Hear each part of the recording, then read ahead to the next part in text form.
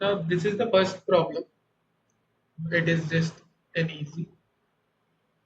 You are given a string s of length n consisting of lowercase English letters. Return the smallest index I so that si is equal to sn minus 1 minus I. If no such index exists, you need to return minus 1. So it's something like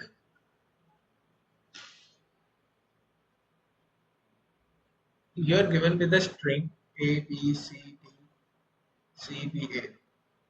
Now you check with two pointers, one from here, one from here.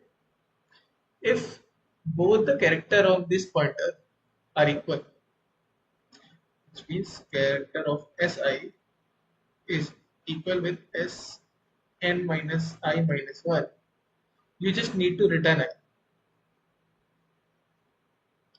But if it is not possible, you need to return minus 1 for this example. A, B, C, and D. So for this example, as you can see, no pointer are equal, so we will just return minus 1. So it is quite an easy one. You can just directly write the code.